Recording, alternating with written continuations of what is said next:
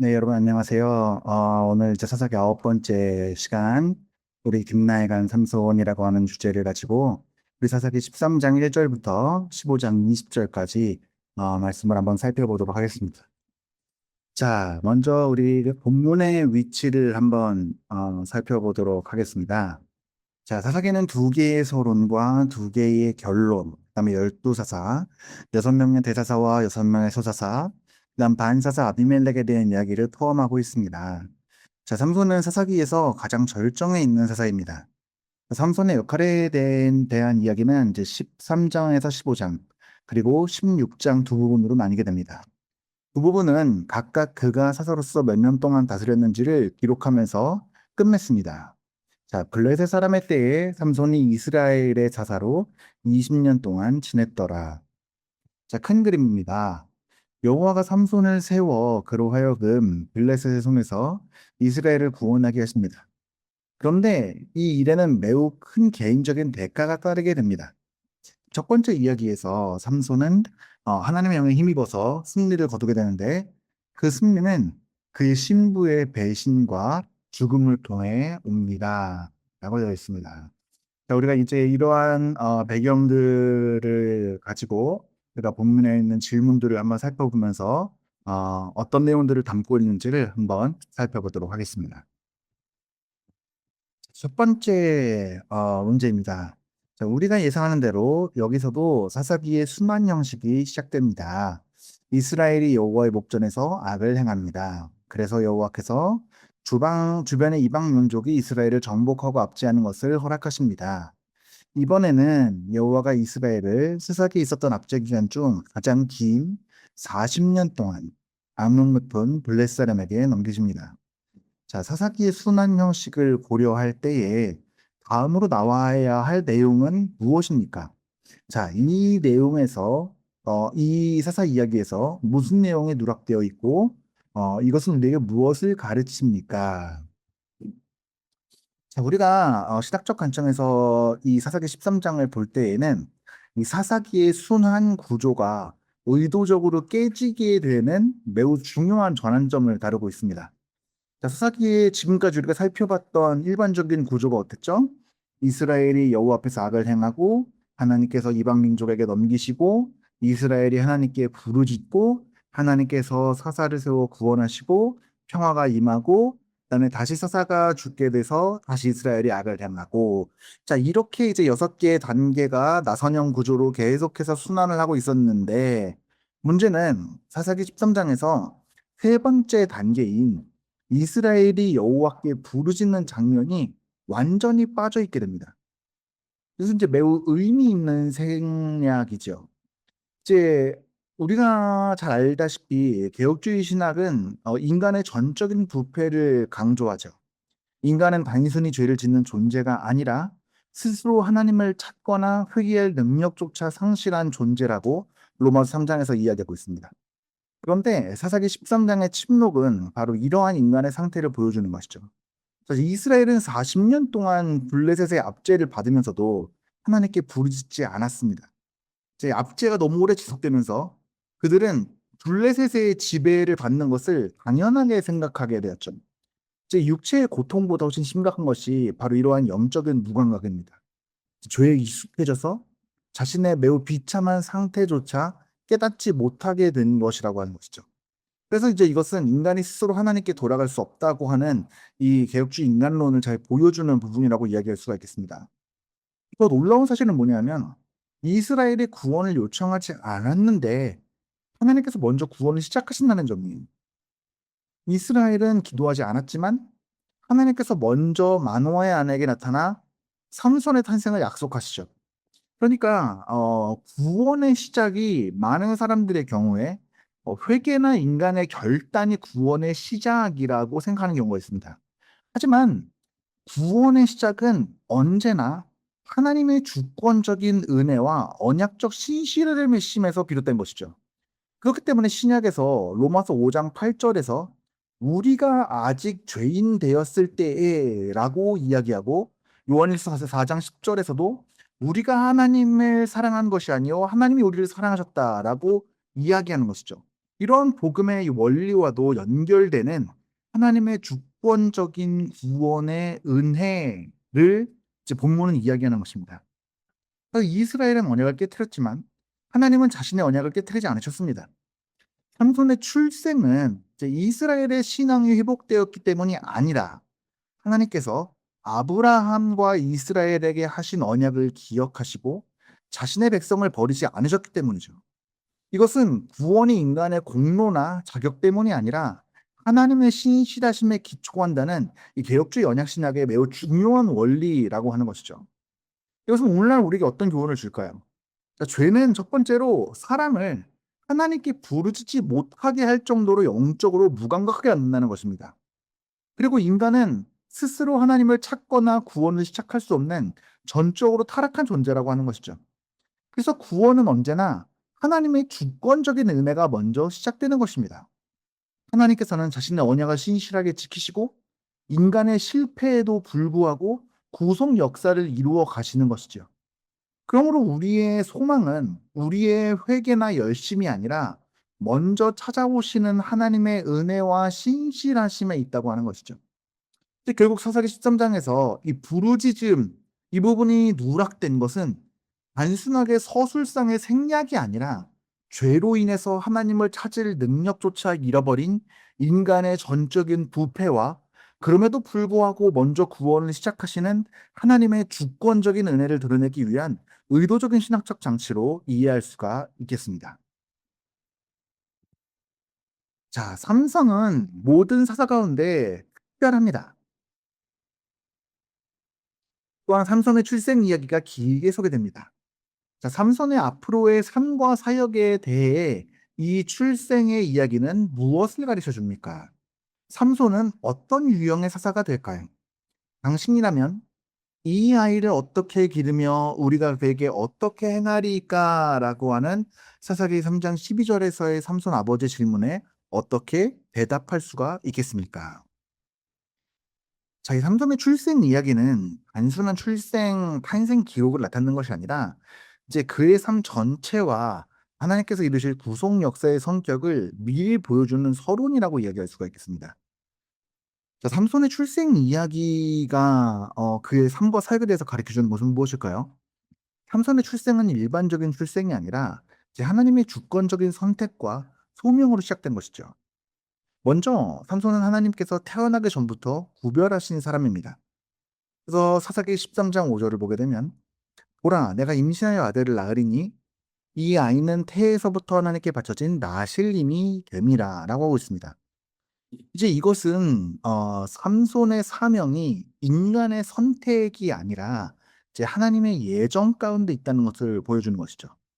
이제 이것을 우리는 하나님의 주권적인 부르심, 이제 effectual calling이라고 이해를 하는 것이죠. 사람은 자신의 공로를 내세우게 되지만 하나님께서는 사람의 공로나 가능성을 보시고 선택하시는 것이 아니라 자신의 뜻 가운데 먼저 부르시는 것이죠. 둘째는 삼손의 사명은 이제 완전한 구원이 아니라 이제 구원의 시작이라는 것을 보여주는 것이죠. 사사기 13장 5절을 보게 되면은 이제 그가 블레셋 사람의 손에서 이스라엘을 구원하기 시작하리라라고 이야기하고 있습니다. 이 표현은 매우 중요합니다. 왜냐하면 삼손은 블레셋을 완전히 정복하는 사사가 아니에요. 그의 사역은 부분적이고 이제 미완성입니다. 이후 사무엘과 다윗 시대에 이르러서야 이제 블레셋 문제가 본격적으로 해결되게 되죠. 이제 이것은 삼손이 완전한 구원자가 아니라 장차 미래에 오게 될 참된 구원자를 예표하는 인물이라는 점을 또한 보여주게 됩니다. 자, 그럼 삼손은 어떤 유형의 사사가 될까요? 이제 출생 이야기만 보아도 삼사는 이전 사사들과 다른 독특한 사사죠. 첫 번째로 기적적으로 태어난 사사입니다. 불임이었던 여인에게 하나님께서 생명을 주시는 사건은 이제 이사, 그다음에 사무엘, 그다음에 세례 요한의 탄생하고 연결되는 것이죠. 그러니까 특별한 구속사를 이루어 가실 때 사용하시는 방식이라고 볼 수 있는 것입니다. 또한 두 번째로는 나실인입니다. 하나님께서 삼손은 나실인으로 평생 구별되게 하셨어요. 그러니까 나실이 우리가 이제 삼손 하면은 삼손의 긴 머리 이게 핵심이지 생각하는데 나실인의 핵심은 긴 머리가 아니라 하나님께 온전히 구별된 삶이에요. 그런데 삼손의 생애는 매우 역설적이었죠. 하나님께 구별된 사람이지만 세상을 사랑했고, 하나님께 능력을 받았지만 자신의 정욕을 자주 따라갔고, 사사였지만 개인적인 복수와 하나님의 심판이 함께 나타나게 되죠.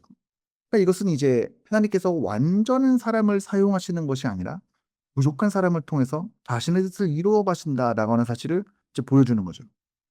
그리고 이제 세 번째는 성령의 능력을 일하는 사사입니다. 사사기 후반부에서는 반복해서 여호와의 영이 삼손에게 강하게 임하시니라는 표현이 등장하게 됩니다. 그래서 삼손의 힘이 그의 강력한 근육과 몸의 이제 체질에서 나온 것이 아니라 하나님의 영으로부터 왔다는 것을 우리가 알 수 있는 것이죠.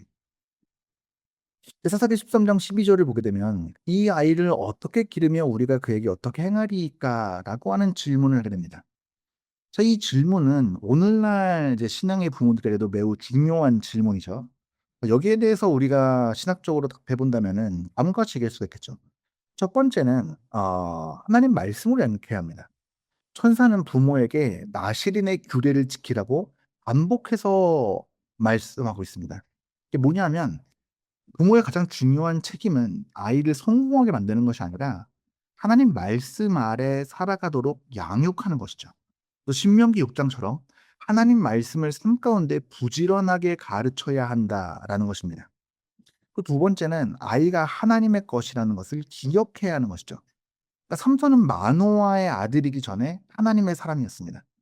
그러니까 보통 많은 경우들에 부모가 이 자식의 인생이 자기에게 속해져 있다고 생각하는 경우가 많이 있는데, 부모는 자신의 자녀의 소유권을 가진 사람이 아니라 일종의 청직이죠.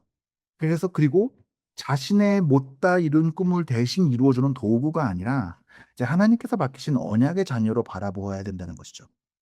세 번째로 하나님께서 부르신 목적을 위해 살도록 도와야 합니다. 자, 삼손의 삶의 목적은 행복이나 성공이 아니라 이제 하나님의 구속 사역에 쓰임 받는 것이었죠. 이제 오늘날의 부모 역시 자녀가 세상에서 성공하는 것보다 이제 하나님을 영화롭게 하는 삶을 살도록 인도해야 한다는 것입니다. 네 번째는 하나님의 은혜를 의지하며 양육해야 되는 것이죠. 이제 삼손은 경건한 부모의 아래에서 자랐습니다. 근데 그 양육이 온전히 성공하였나요? 아니죠. 많은 실패들을 경험했습니다. 그러니까 많은 경우에 저 부모는 되게 좋은 부모인데 왜 저 좋은 부모가 자신의 자녀를 완벽하게 양육하지 못할까?'라고 생각하는데, 뭐 좋은 부모가 완벽한 자녀를 만드는 것이 아닙니다. 하나님의 은혜가 사람을 붙든다는 것을 보여주는 것이죠. 물론 부모에게는 최선을 다해 말씀으로 양육해야 되는 의무가 있지만 자녀의 변화와 믿음의 성장은 오직 성령 하나님의 역사 가운데 달려 있다라는 것을 부모가 인정하는 것이 중요하다는 것을 본문은 보여주고 있는 것입니다. 자, 그래서 정리해 보면 삼손의 출생 이야기는 그가 하나님의 주권적인 선택을 받은 나시인이지만 블레셋으로부터 이스라엘을 완전히 구원하는 사사가 아니라 구원을 시작하게 될 사사라는 것을 보여주는 것이죠. 동시에 그의 사역은 불완전하며 장차 올 보다 완전한 구원자. 그래서 이제 미시적으로 보았을 때는 이후에 이제 사무엘과 다윗 을 이제 이야기하겠지만, 거시적인 관점에서 봤을 때는 장차 오실 완전한 구원자이신 예수 그리스도를 예표하는 것이죠. 이제 마노아의 질문은 모든 신앙의 부모들에게 주어지는 질문이기도 한다고 정리했습니다. 자, 부모의 가장 큰 책임은 자녀를 말씀으로 양육하고 그들이 하나님의 소유임을 기억하고 하나님의 부르심에 합당한 삶을 살도록 인도하는 것이죠. 그러나 그 모든 과정 속에서도 자녀를 끝까지 붙드시고 변화시키는 분이 부모가 아니라 하나님이심을 신뢰해야 된다는 점입니다. 다음 질문입니다. 구약 성경과 신약 성경에서 출생 이야기는 매우 드물게 발견되기 때문에 중요합니다. 성경 전체에서 출생 이야기는 7번 나오게 되는데, 출생 이야기로 소개된 다른 성경 인물들은 누가 있고 또 공통점은 무엇입니까? 자, 우리가 이제 성경 전체를 구속사적인 관점에서 보았을 때 성경에서 출생 이야기가 자세히 기록된 인물들은 모두 하나님의 구속사에서 결정적인 역할을 맡은 사람들이었습니다. 성경은 모든 위대한 인물의 출생을 기록하는 것이 아니라 하나님께서 특별한 목적을 위해 세우신 사람들의 출생만을 선택적으로 기록하는 것이죠. 그래서 이제 출생 이야기로 7 인물이 소개되는데 첫 번째로는 창세기 17 장에서 21 장에 나와 있는 이삭입니다. 그래서 이제 사라의 불임 가운데 약속으로 태어난 언약의 아들이죠.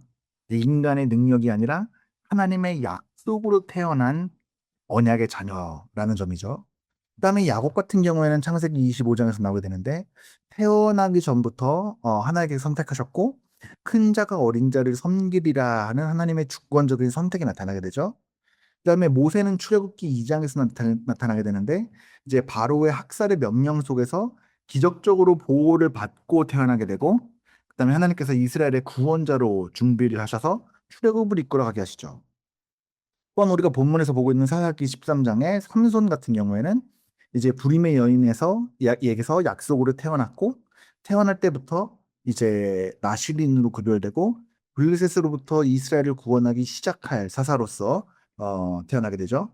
그다음에 이제 사무엘은 사무엘상 1 장에서 한나의 기도에 대한 하나님의 응답으로 태어나게 되고 이제 선지자이자 마지막 사사로서 새로운 이스라엘의 시대를 이제 열 사람으로서 나오게 되죠. 그다음에 이제 누가복음 1장 신약으로 넘어가서 세례 요한이 태어나게 되는데 이제 나이가 많은 부모에게 천사의 예고로 태어나게 되고 이제 메시아의 길을 앞서서 준비하는 사명을 받게 되죠. 그다음에 이제 마가복음 1장 2장 누가복음 1장 2 장에서 나타나는 성령으로 잉태되신 하나님의 아들이신 예수 그리스도에 대해서 나오게 되죠. 그리고 인류의 참되고 완전한 구원자이신 그리스도에 대해서 나오게 됩니다. 자, 이렇게 7개의 7 출생의 이야기는 모두 이제 하나님의 주권적인 은혜로 태어났다는 점에서 공통점이 있습니다. 자, 이삭은 사라의 불임이 있었고요. 삼손 역시 마노아의 아내의 불임이 있었고요. 사무엘도 한나의 불임이 있었고요. 세례 요한도 엘리사벳의 불임과 노년 나이가 많았고요. 이제 그리스도 같은 경우에도 동정녀 탄생이 있었고요. 그래서 구원은 언제나 이제 하나님의 주권적인 은혜로부터 시작된다라는 사실을 보여주는 것이죠. 또한 태어나기 전부터 하나님의 부르심을 받았다는 점에서도 공통점을 가집니다. 자신의 의지로 사명을 선택한 것이 아니라 하나님께서 먼저 선택하신 것이죠. 야곱은 태어나기 전에 선택되었고 삼손은 태에서부터 나실인으로 구별되었고 세례 요한은 모태에서 성령의 충만함을 받게 되었고 예수님은 창세전부터 예정된 구속주였죠. 이 모든 경우가 이제 하나님의 주권적인 선택과 예정을 보여주는 것이죠. 또한 모두 하나님의 구속사를 전진시키는 역할들을 맡게 되죠. 이삭은 무슨 역할을 맡게 되었죠? 언약을 계승하는 것이죠. 야곱은 또한 어떤 역할이죠? 12 지파의 조상이자 이제 이스라엘이라는 이름을 갖게 되죠. 모세는 출애굽을 하게 되고 삼손은 블레셋으로부터 구원의 시작을 하게 되고 사무엘은 이제 석사 시대를 마무리하고 왕정 시대를 준비하게 되고 세례 요한은 메시아의 길을 예비하고 예수 그리스도는 완전한 구속을 완성하시는 것이죠. 그래서 이 역사의 중요한 전환점마다 특별한 종들을 세우심으로써 이 구속사를 전개시켜 나가셨다라고 볼 수 있는 것입니다.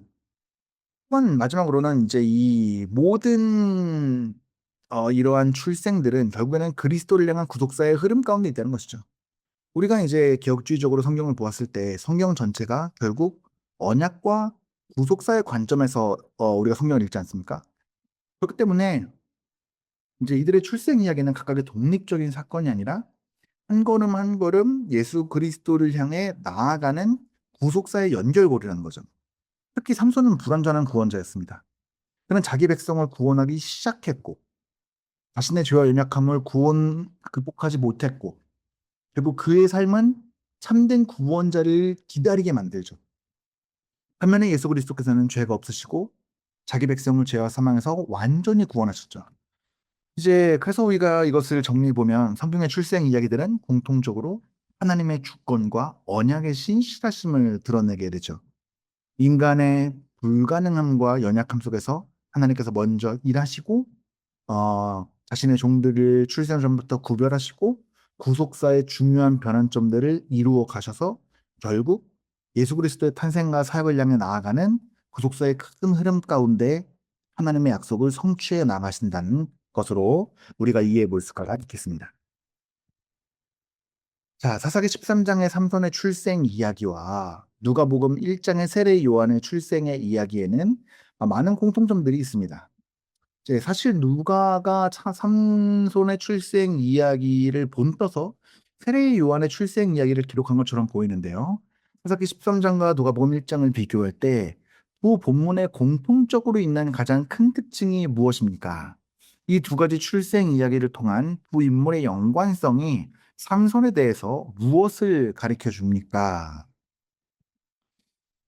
자, 이제 우리가 신학적 관점에서 사사기 13장과 누가복음 1장을 보게 되면 단순히 기적적인 출생을 기록했다라기보다는 하나님께서 구속사의 결정적인 전환점에서 자신의 종을 세우시는 방식을 보여주는 일종의 평행본문이라고 볼 수도 있겠습니다. 누가는 의도적으로 삼손의 출생 이야기를 연상시키는 표현과 구조를 사용해서 세례 요한의 출생을 기록한 것으로 볼 수가 있죠. 이제 가장 큰 공통점은 하나님께서 초자연적인 탄생을 통해서 구속사의 새로운 시대를 열 사람을 미리 준비하셨다는 것이죠. 사사기 13장에서 보게 되면은 먼저 상황을 보죠. 사사기 삼손의 경우에도 불임의 연인 마노아의 아내에게 천사가 방문하죠. 세례 요한 역시 나이가 많고 불임 여인인 엘리사벳에게 천사가 방문하게 됩니다. 그다음에 이제 예고가 있죠. 아들의 출생과 이름과 사명을 미리 알려줍니다. 이 두 가지가 똑같이 전개가 되죠. 그다음에 포도주와 독주가 구별되고 테이서부터 아시린으로 구별되고 또한 포도주와 독주가 금지되고 모태로부터 성령이 충만하게 되죠. 또한 능력에 있어서 삼손은 하나님의 특별한 능력 여호와의 영으로 사역을 하고 세례요한 역시 이제 성령의 능력으로 사역을 하게 됩니다. 이제 사명을 보게 되면 삼손은 이스라엘의 구원을 시작하고 세례요한은 메시아의 길을 준비하게 되지요. 그래서 이제 이러한 점들을 비교해 보면은 삼손은 단순한 이제 민족적인 영웅이 아니라 구속사적인 인물이라는 것을 알 수가 있고 삼손은 더 큰 구원자를 예표한다는 것 또한 우리가 이제 평행본문을 통해서 알 수가 있죠. 세례 요한은 자신이 주인공이 아니라 예수 그리스도를 가르치는 사람인 것처럼 삼손도 구원을 시작하지만 구원을 완성하는 사람이 아니었어요. 이 점에서 삼손도 완전한 구원자이신 그리스도를 기다리는 인물로 예표가 되는 것이죠. 그리고 두 사람 또한 이제 그 성별된 삶, 거룩한 구별된 삶을 요구받았고 한 시대의 전환점에서 살게 되었죠. 그래서 결국에는 이 사사기 13장과 누가복음 1장의 가장 큰 공통점은 하나님께서 초자연적인 탄생을 통해서 자신의 구속사를 이루어 가실 종들을 주권적으로 준비하신다는 것이죠. 그래서 이 이야기가 이렇게 평행을 이루는 것은 이제 삼손이 단순히 힘센 영웅이 아니라 구속사적인 사명을 받은 인물로 이해하는 것으로 우리를 이끌어가는 것입니다. 두 사람 모두 최종적인 구원자가 아니라 하나님께서 보내실 더 큰 구원자를 기다리는 역할을 감당하게 하시고 결국 이 두 사람의 사역은 모두 예수 그리스도 안에서 완성될 하나님의 구원 계획을 예표하고 증언하는 역할을 했다는 점에서 우리가 의미를 찾을 수가 있겠습니다. 다음 문제입니다. 우리는 종종 삼손의 성공 뒤에 있는 비밀이 그의 큰 힘이라고 착각합니다. 하지만 성경은 우리에게 다르게 말합니다. 사사기 13장 24절 25절과 14장 6절 그리고 19절에 따르면 삼손의 큰 힘과 성공의 주요 구성 요소는 무엇입니까? 이제 삼손의 큰 힘의 원천을 오늘날 그리스도인의 삶에서 어떻게 사용할 수 있을까요? 자, 우리가 많은 경우에 이렇게 생각하죠. 이 머리카락. 이 머리카락이 삼손의 큰 힘의 비밀이다. 이제 그리고 그의 강력한 육체적인 힘이 삼손의 성공의 비밀이다. 근데 우리가 이제 성경을 올바른 관점에서 보게 되면 삼손의 성공의 비결은 그의 육체적인 어떤 탁월한 힘이나 타고난 능력이 아니라 여기 하나님의 영의 역사였죠. 그래서 성경은 삼손의 힘을 인간 능력이 아닌 하나님의 능력으로 언급하게 되죠.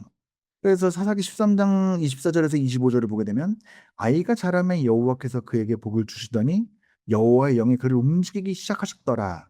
그 다음에 6절에서도 14장 6절에서 여호와의 영이 삼손에게 갑자기 임하심에 14장 19절에서도 여호와의 영이 삼손에게 갑자기 임하심에 제 사사기는 반복해서 여호와의 영이 삼손에게 임했다는 사실을 강조하는 거죠. 그 사사 입을 찢은 것도 블레셋 사람 30명을 죽인 것도 그 외에 놀라운 능력들이 다 성령의 능력으로 이루어진 것이죠. 그래서 우리가 개혁주의 신학에서는 모든 은사와 능력의 근원을 하나님의 주권적인 은혜에서 찾는 것이죠. 삼손의 힘은 머리카락 자체에 있던 것이 아니라 하나님께서 그의 나시린 서약을 표징으로 사용하시면서 성령으로 능력을 베푸셨기 때문이죠. 또 머리카락은 능력의 원인이 아니라 표지였던 것이에요. 그러면은 삼손의 삶은 무엇을 보여줍니까? 이제 삼손은 영적으로 완전한 사람이 아니었죠. 그는 정욕에 자주 넘어졌고 분노를 절제하지 못했고 하나님의 뜻보다 자신의 욕망을 따르는 경우가 많았어요. 그럼에도 불구하고 이제 하나님께서는 자신의 구속 계획을 이루시기 위해서 그를 이제 사용하셨죠. 이것은 이제 하나님께서 인간의 완전함 때문에 일하시는 것이 아니라 하나님의 주권과 은혜로 일하신다는 사실을 보여줍니다. 물론 이것이 죄를 정당화하는 것은 아니에요. 삼손의 삶은 이제 은혜로 부르심을 받은 사람도 죄에 빠질 수 있고 또는 하나님께서는 자신의 뜻을 이루시는 데 실패하지 않으신다는 사실을 이제 동시에 함께 보여준다는 것이죠. 그러면은 오늘날의 우리가 신자들은 삼손의 힘의 원천을 어떻게 적용해야 될까요? 이제 스가랴서 4장 6 절을 보게 되면 "이는 힘으로 되지 아니하고 능력으로 되지 아니하고 오직 나의 영으로 되는 이라고 되어 있습니다. 그래서 우리가 우리의 사역이나 우리의 신앙생활이 우리의 재능과 경험으로 이루어지는 것이 아니라 하나님의 영으로 역사될 때에 참된 열망을 맺히는 것이죠. 또한 로마서 15장 13 절을 보게 되면 성령의 능력으로 소망에 넘치게 하시기를 원한다고 되어 있습니다. 그래서 낙심과 두려움 속에서도 성령께서는 믿는 자들에게 소망을 주시고 끝까지 인내하게 하시죠. 또한 에베소서 3장 16절에서 "성령으로 말미암아 너희 속사람을 능력으로 강건하게 하시오며"라고 하고 있습니다. 그래서 이제 오늘날 성도에게 가장 필요한 능력은 육체적인 힘이 아니라 이제 죄를 이기고 하나님께 순종하는 영적인 강건함이 필요한 것이죠. 또한 디모데후서 1장 7 절을 보게 되면 "하나님이 우리에게 주신 것은 두려워하는 마음이 아니요 오직 능력과 사랑과 절제하는 마음이니"라고 하고 있습니다. 이제 그래서 성령께서는 성도에게 복음을 증언할 용기와 사랑 그리고 자신을 다스리는 절제를 허락해 주신 거죠. 그래서 개혁주의 신학은 결국에 성도의 삶을 하나님의 은혜에 대한 의존의 삶으로 이해하는 거예요. 삼손의 능력도 오늘날 성도의 신앙도 모두 성령의 역사에 달려 있습니다. 그렇기 때문에 결국에는 우리 자신의 능력을 신뢰하는 것이 아니라 성령을 의지하며 말씀과 기도를 통해 성령의 인도하심에 순종해야 하는 것이죠. 그래서 하나님께서 맡기신 사명을 자신의 힘이 아니라 하나님의 능력으로 감당해야 합니다. 또한 이제 모든 열매와 영광을 그렇기 때문에 하나님께 돌려야 한다라고 이야기할 수가 있는 것이죠. 자, 다음 문제입니다. 자, 블레셋 여인과 결혼하겠다는 삼소의 요구는 놀랄 만한 것인데 특히 그의 부모에게는 놀라운 것이었습니다. 자, 4절은 삼손이 이 결혼을 하고 싶어 하는 이유와 특히 그의 부모가 인지하지 못하고 있는 이유를 무엇이라고 말하고 있습니까? 또한 이 중요한 사실이 삼손의 요구와 그에 따르는 끔찍한 사건들에 대한 우리의 생각과 어떤 영향을 미치게 됩니까? 이 본문은 사사기 전체에서 가장 이해하기 어려운 구절 중에 하나죠. 사사기 14장 4절은 이제 하나님의 주권과 인간의 책임이 어떻게 함께 역사하는지를 보여주는 중요한 본문이죠. 어 사사기 14장 4절을 보게 되면 이제 "그의 부모는 여호와께로부터 나온 것인 줄 알지 못하였으니 이는 여호와께서 블레셋 사람을 칠 기회를 찾으심이었더라."라고 하고 있습니다. 자, 삼손이 블레셋 여인과 결혼하려고 한 이유가 무엇입니까? 자, 표면적으로 보게 되면 삼손은 매우 육신적인 이유를 말합니다. "내가 그 여자를 좋아하기 때문에 그를 내 아내로 맡게 해 주십시오."라고 이야기를 하죠. 이것은 삼손이 자신의 욕망과 감정에 따라 행동했다는 것을 이제 보여주겠죠.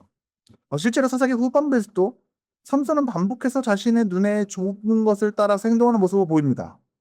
하지만 4절에서 이제 성경은 독자에게 숨겨진 하나님의 관점을 보여주는 것이죠. 삼손은 자신의 욕망을 따라 행동하고 있었지만 하나님께서는 그 일조차 사용하셔서 블레셋을 심판하실 기회를 마련하고 계셨습니다.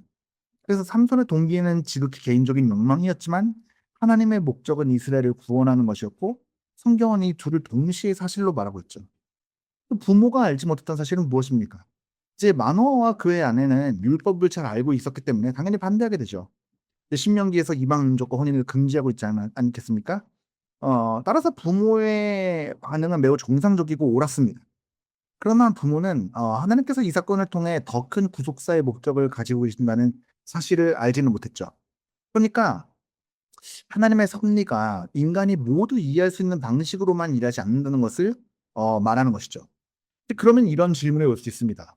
그러면은 하나님의 섭리가 이해할 수 없는 방식으로 있을 수 있기 때문에 이제 성경에서 그 많은 그러한 방식들도 우리가 뭐 허용을 해줄 수 있는 건 아니겠습니까?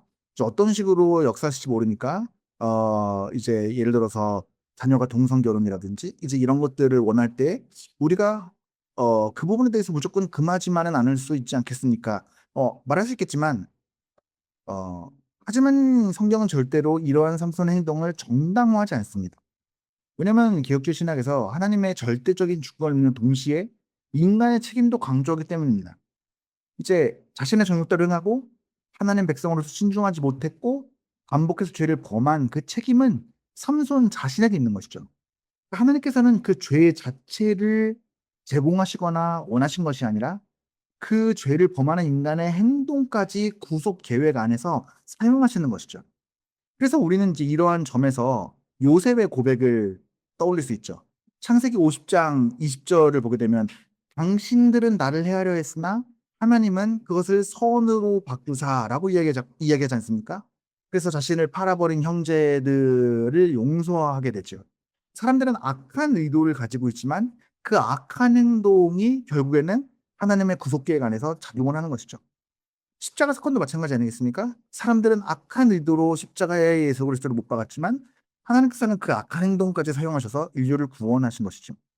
그래서 결국에는 이제 사사기를 처음 읽을 때에는 삼손은 충동적이고 실패가 많은 사람처럼 보이지만 이 4절은 독자에게 겉으로 보이는 이야기만 보지 말고 그 모든 사건 뒤에서 일하고 계시는 하나님을 보라라고 말하는 것이죠. 결국 이 본문은 하나님의 섭리를 가장 잘 보여주는 본문 가운데 하나입니다. 또한 이 본문은 삼손의 죄를 정당화하는 것이 아니라 죄보다 더 큰 하나님의 주권과 섭리에 대해서 이야기하는 것이다라고 우리가 이해할 수가 있겠습니다. 자, 성경은 왜 삼손이 단지 나중에 돌아와 사자에게서 나오는 꿀을 먹기 위해 하나님의 영에 강하게 힘입어 사자를 죽인 이야기에 관심을 가집니까? 이 사건이 딥나에서 일어난 비극과 어떻게 작용합니까? 또한 이 사건은 어떻게 삼손을 성경 속의 다른 종들과 연결짓습니까? 자, 사사기 14장 5절에서 9절 사자 사건은 단순히 삼손의 힘을 과시하는 일화가 아닙니다. 이제 이후에 전개될 모든 사건의 출발점이자 하나님께서 삼손을 통해 블레셋과의 충돌을 시작하시는 구속사적인 장치라고 볼 수가 있는 것이죠. 또한 이 사건은 삼손을 다윗과 세례 요한 같은 하나님의 종들과 연결시키고 궁극적으로 예수 그리스도를 예표하는 역할까지 하는 것이죠. 성경은 왜 이 사건을 자세히 기록할까요? 이제 사사기 14장 6절은 사건의 핵심을 이렇게 말합니다. 여호와의 영이 삼손에게 갑자기 임하심이래. 성경의 관심은 사자를 죽인 힘이 아니라 그 힘의 근원에 있는 것이에요. 삼손이 맨손으로 사자를 찢었지만 이것은 그의 초인적인 능력을 자랑하려는 기록이 아니라 하나님께서 그의 종에게 능력을 주셔서 사명을 감당하게 하시려는 것을 보여주는 것이죠. 또한 이 사건은 앞으로 일어날 모든 갈등의 씨앗이 되죠.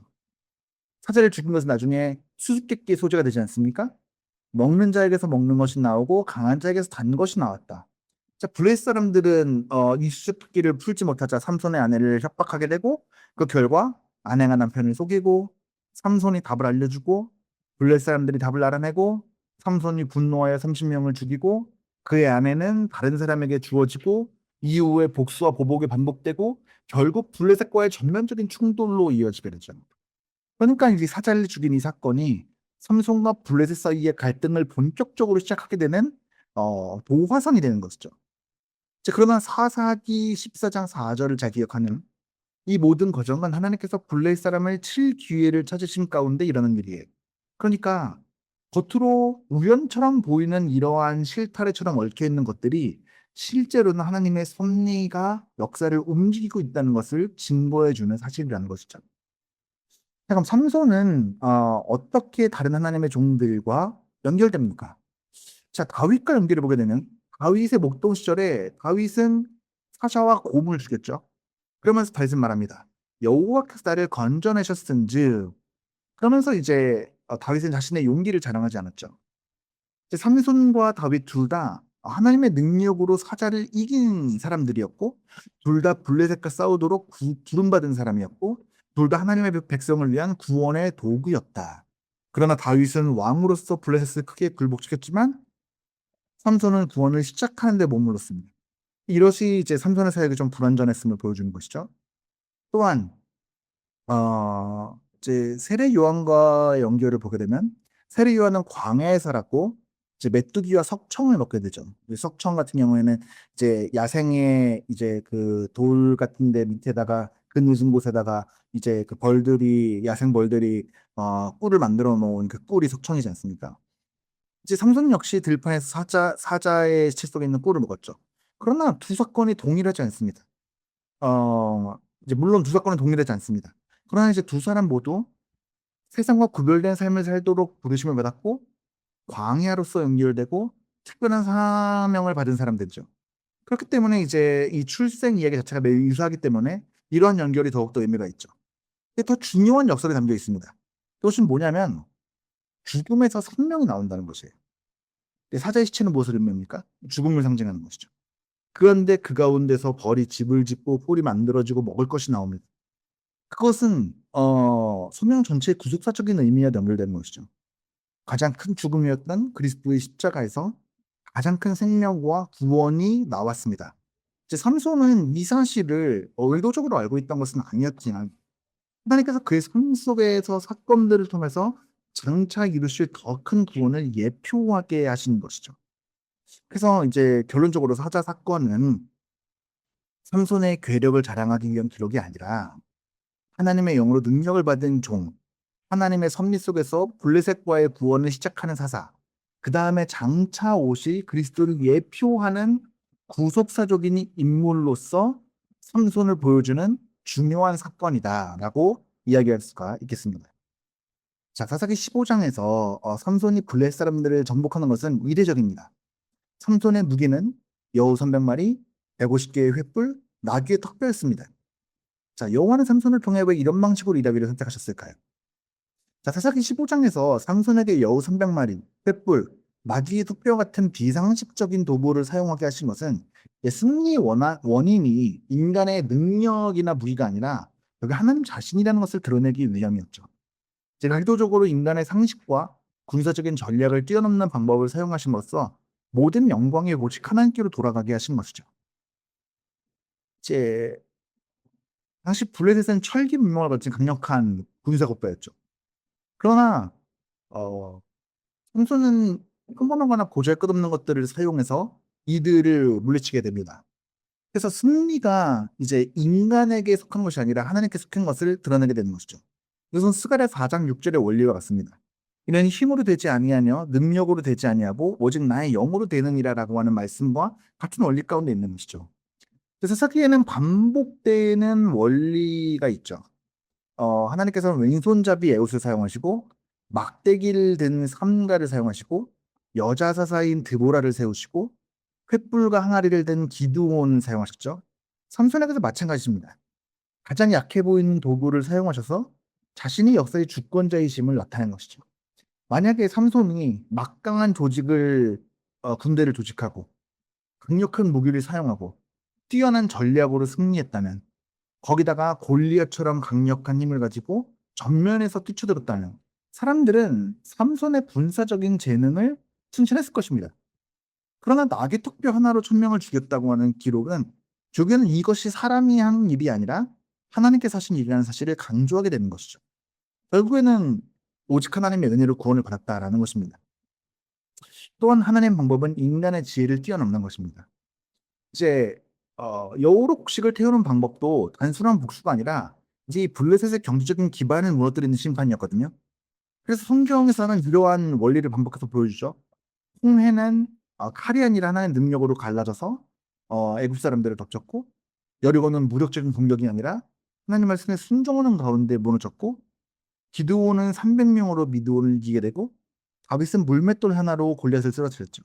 그러니까 하나님 방법은 언제나 인간의 계산을 초월한다라는 것을 보여주는 것입니다. 또한 이것은 인간의 눈에 가장 약한 모습인 십자가를 통해서 가장 위대한 승리를 이루시는 예수 그리스도를 예표하는 것이죠. 그래서 고린도전서 1장 25절에서 하나님의 약한 것이 사람보다 강하다라고 얘기하지 않습니까? 그래서 가장 보잘것없는 도구가 하나님 손에 붙들릴 때 강력한 무기가 된다고 하는 것이죠.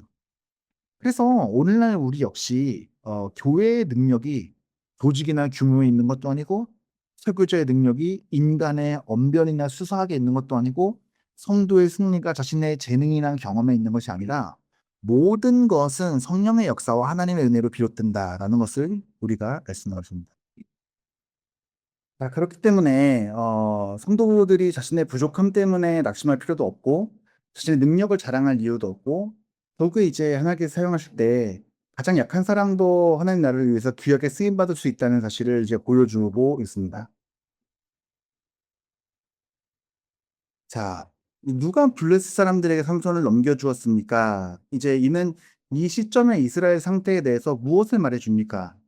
사사기 15장 11절의 말은 왜 이토록 비극적입니까? 너는 블레셋 사람들이 우리를 다스리는 줄 알지 못하느냐라는 말이죠. 사사기 15장 9절에서 13절은 사사기 전체에서 가장 비극적인 장면 중에 하나입니다. 이 장면은 블레셋 사람들이 강했다는 데 있다는 것이 아니라 이제 이스라엘 백성들이 하나님의 언약 백성이라는 정체성을 잃어버렸다는 데 있는 것이죠.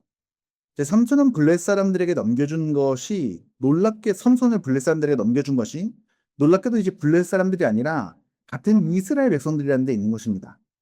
사사라가 누구입니까? 사사는 하나님께서 이스라엘을 구원하시기 위해서 세우신 구원자인데 이제 이스라엘은 그를 도와서 함께 싸우기는커녕 오히려 결박해서 원수들에게 넘겨주게 되죠. 이제 이것은 당시에 이스라엘의 영적인 상태가 얼마나 심각했는지를 보여주게 됩니다. 자, 유다 사람들에게 삼손에게 말한 너는 블레셋 사람들이 우리를 다스리는 줄을 알지 못하느냐라는 말은 매우 비극적입니다. 왜입니까? 이 말에는 두려움과 체념이 담겨져 있어요. 그들은 블레셋의 압제를 벗어나야 할 문제로 보지 않았고 이미 너무 당연한 현실을 받아들이고 있었어요. 더 이상 자유를 갈망하지도 않았고 하나님께 구원을 구하지도 않았고 현재의 질서를 유지하는 것이 가장 중요하다고 생각한 것이죠. 이제 이러한 모습은 사사기 13장과도 연결됩니다. 13장에서는 이스라엘이 40년 동안 블레셋의 압제를 받으면서도 하나님께 부르짖지 않게 되죠. 15장에서는 그보다 더 심각한 상태에 이르게 됩니다. 자, 이제는 하나님께서 세우신 구원자들이 자신들의 손으로 원수에게 넘겨주게 되는 것이죠. 이것은 이제 죄가 얼마나 인간을 심각하게 마비시키는지를 보여주는 것입니다. 우리가 개혁신앙에서 이야기하는 전적 부패란 것은 단순히 인간은 죄를 짓는 존재다라는 것이 아니라 죄에 익숙해져서 하나님의 구원조차 거부하게 되는 상태를 이야기하게 되는 것이죠. 또한 이 장면은 이스라엘이 이제 언약 백성으로서의 정체성을 잃어버렸다는 것을 보여주는 것이죠. 원래 그들은 어떤 존재입니까? 하나님만을 왕으로 섬기는 신정 정치 가운데 있는 백성이었습니다. 이제 그런데 이제는 어, 어, 우리는 블레셋의 지배를 받을 수밖에 없다라고 하는 사고방식을 갖게 되었고 이것은 정치적인 굴복 이전에 이제 영적인 굴복이었죠. 이제 하나님의 통치보다 세상의 지배를 더 현실적인 것으로 받아들이게 되는 것이죠. 이 사건은 장차 오실 예수 그리스도를 부분적으로 예표하기도 합니다. 이제 삼손은 자기 백성에게 결박되어서 블레셋 사람들에게 넘겨졌고 이제 예수님 역시 자기 백성들에게 붙잡혀서 로마 총독에게 넘겨주셨습니다. 물론 삼손은 죄인이었고 예수님은 죄가 없으시다라는 본질적인 차이가 있지만 어쨌든 간에 구원자가 자기 백성에게 배척당한다는 점 자체가 이 구조사적인 연결점을 가지고 있다는 것이죠. 이제 오늘날 이 말씀은 교회와 성도들에게도 중요한 교훈을 주게 되죠. 이제 죄와 세상의 가치관에 오래 미숙해지면은 그것을 비정상으로 여기지 않게 됩니다. 이제 하나님 말씀보다 현실과 타협하는 것이 더 안전하다라고 생각하게 되고 결국 하나님의 뜻을 이루려고 하는 사람보다 현실을 유지하려고 하는 사람을 더 지지하게 될 위험이 있는 것이죠. 그렇기 때문에 성도는 세상의 질서에 안주하는 사람이 아니라 이제 하나님의 통치와 말씀을 신뢰하며 살아가는 사람이어야 된다라고 하는 것이죠. 그래서 결국에 사사기 15장 11절의 "너는 블레셋 사람이 우리를 다스리는 줄을 알지 못하느냐?"라는 말은 단순한 현실 인식이 아니라 이제 하나님의 백성이 하나님의 통치를 잊어버리고 세상의 지배를 당연하게 받아들이게 되는 영적인 패배의 선언이라고 볼 수가 있는 것이에요. 이제 그러나 이러한 인간의 실패에도 불구하고 하나님께서는 구속의 계획을 멈추지 않으시죠. 삼손이 결박된 이후에도 하나님께서는 성령의 능력으로 블레셋을 치게 하신 것처럼 결국에 하나님께서는 인간의 연약함과 불신앙을 넘어서 자신의 언약과 구원의 역사를 신실하게 이루어 가시는 것이죠.